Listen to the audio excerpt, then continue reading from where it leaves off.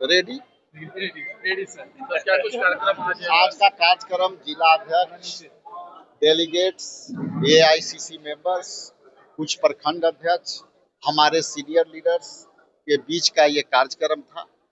हर घर अधिकार के पहलू में ये है कि महागठबंधन में जो हम कई योजनाएं लाने का तैयारी कर रहे हैं, जैसे उदाहरण के लिए माई बहन मान योजना, उसकी भी समीक्षा थी कि अब तक कितना हुआ, वो कैसे चला, तो वो काफी सकारात्मकता से आई है रिपोर्ट और बड़े पैमाने पर महिलाओं ने इसमें साथ दिया है, योगदान दिया है, कार्यकर्ताओं ने योगदान दिया। अभी 200 जैसे 200 यूनिट बिजली माफी के है, पेंशन का है, तो इस पर हम लोगों ने जिला अध्यक्षों से अब अपना रायशुमारी कर रहे थे कि उनका क्या राय है, और तब हम लोग इसको फिर विधिवत महागठबंधन के में हम लोग को लॉन्च करेंगे।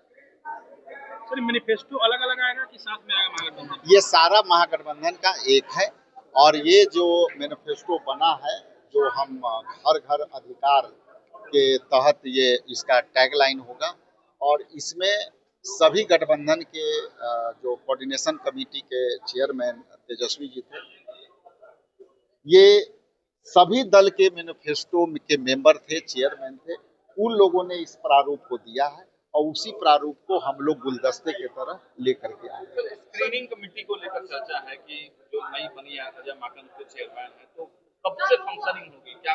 ये स्क्रीनिंग कमेटी का काम अभी ये घोषणा हो गई है, जैसे जैसे सीट बाहर आएंगे वैसे वैसे उस पर स्क्रीनिंग कमेटी का काम है कैंडिडेचर को निर्धारित करना, और जैसे जैसे हमारे सीट आएंगे, सीट शेयरे में कैंडिडेट आएंगे और स्क्रीनिंग समिति का बैठक होगी, उस पर हम लोग उसको स्क्रीन करके निकालेंगे कि कौन को लेने में भी स्क्रीनिंग कमेटी की भूमिका होगी। तो महागठबंधन ये स्क्रीनिंग कमेटी सब पहलुओं पर नजर रखती है, लेकिन मुख्यतः कैंडिडेचर और सीट का समीकरण पर ये अपना वक्तव्य देती है। एसआईआर मामले में अभी सुप्रीम कोर्ट की सुनवाई हुई है और उसमें कहा गया है कि चलते रहेगा, वोटर डिवीजन रुकेगा नहीं, तो ये झटका है आप लोगों को? सुप्रीम कोर्ट के हर न्याय को, न्याय पद्धति के हम लोग पालन करने वाले हैं, इसलिए उस पर हमारी कोई टिप्पणियां नहीं है।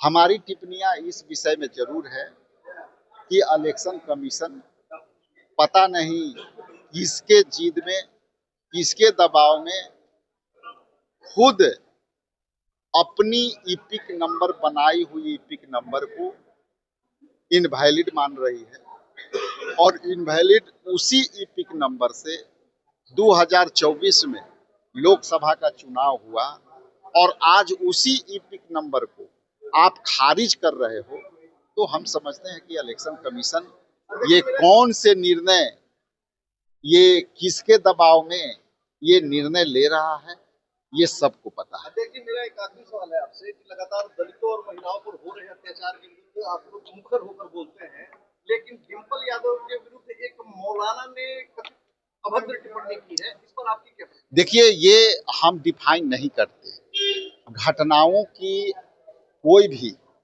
अपराधी के अपना चरित्र होते हैं, और अपराधी के जो चरित्र होते हैं वो सामाजिक चरित्र के नहीं होते हैं। इसलिए चाहे वो डिंपल यादव हो, चाहे कोई भी घटना करता है, अपराधी का कोई न धर्म है न नहीं किया है, एक मौलाना ने टिप्पणी किया है। देखिए, ये जो टिप्पणियां हैं, वो टिप्पणियां सब समाज के लिए वो उचित नहीं है। सब समाज के लिए ये उचित है कि यदि कोई घटना होती है तो उसके साथ खड़ा रहना चाहिए।